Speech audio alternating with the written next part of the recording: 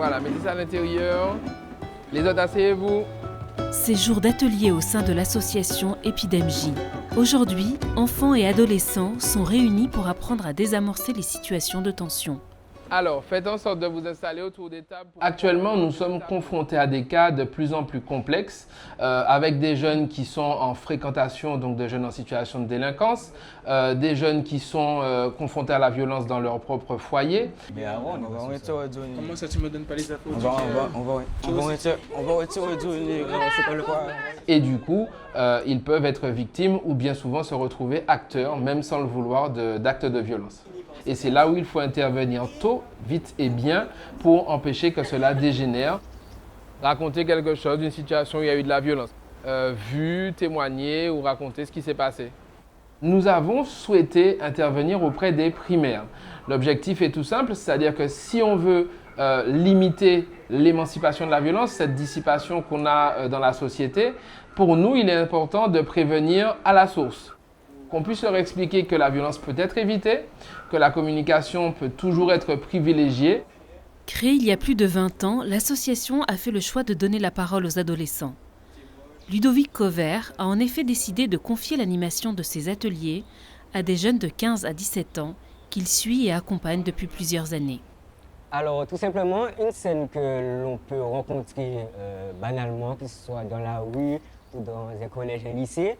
Par exemple, nous marchons face à face et puis, comme par hasard, la logique des choses qu'on peut voir un peu partout, c'est qu'on va se fâcher, on va s'insulter et ça peut finir en bagarre. Le fait que ce soit des jeunes qui encadrent d'autres jeunes fait que les plus petits sont beaucoup plus réceptifs parce qu'ils sont à la recherche de modèles et les voir impliqués contre la violence donne du sens à l'action qui est portée et beaucoup plus de réceptivité. Supposons que William marche dans l'école et que du coup il marche, voilà, hop, il trébuche et on se moque de lui. L'enfant peut s'énerver, il peut avoir honte. Ou soit il peut se lever, il peut se fâcher Et puis, donner des coups justement à cette fille-là. à la place de se moquer, qu'est-ce que tu aurais pu faire? Demander s'il va bien. Et pour une bonne action, qu'est-ce que tu aurais pu aller faire surtout? De l'aider à se... Super. On nous a dit comment éviter des bagarres, des problèmes. Ça permet aussi de comprendre que la violence n'est pas une résolution. C'est de plus en plus fréquent, c'est même banal maintenant de retrouver des situations violentes. Donc je pense que c'est bien dès cet âge-là de les sensibiliser. J'aurais préféré qu'à leur âge, on me sensibilise à ce genre d'action.